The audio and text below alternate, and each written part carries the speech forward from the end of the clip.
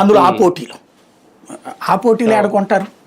పోనీ ఏ అపార్ట్మెంట్లో కట్టిపడేసి 50 లక్షలు 60 లక్షలకు ఎత్తే ఫ్లాట్లు కొంటారు. ఎవడు కట్టేవాళ్ళు లేడు. అక్కడ కడితే గవర్నమెంటే ₹1.5 కోటి పెడితే ₹1 కోటి కదా అది ఏదో పెట్టింది టవర్స్, అదే ₹1 కోటి వాళ్ళే మినిమం పెట్టేశాక అంతకంటే పైనే పెడతారు కానీ తక్కువ పెట్టరు కదా. ఎవడు ₹1 కోటి పెట్టి కొనగలిగేవాడు ఎవడు ఉండాలా? కోటీశ్వరుడు అయితేనే కదా ₹1 కోటి పెట్టుకునేది. లక్షాధికారి కోట్లు పెట్టి కొనలేడు కదా. దాంతో ఆ స్థాయిడు ఇక్కడ ఎంతమంది ఉన్నారు ఆంధ్రాలో?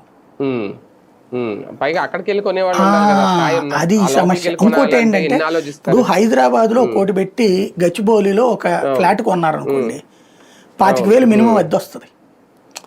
ఈ వ్యాపారస్తుడు ఇన్వెస్ట్ చేసి పడేస్తాడు. ఓ 10,000 దాని ఖర్చులు దానికి వెళ్ళిపోద్ది. ₹25,000 నెలకంటే ఏడాదికి అయితే ఎంత వచ్చేసింది?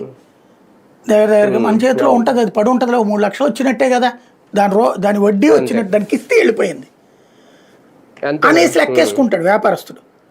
అది మనం అమ్మిన రోజులు ₹1.5 కోటి వెళ్తుంది కదా అని లెక్కేసుకుంటాడు వ్యాపారస్తుడు పరంగా. దాన్ని ఒక పెట్టుబడిగా పెడతాడు వ్యాపారస్తుడు, ఇన్వెస్ట్మెంట్.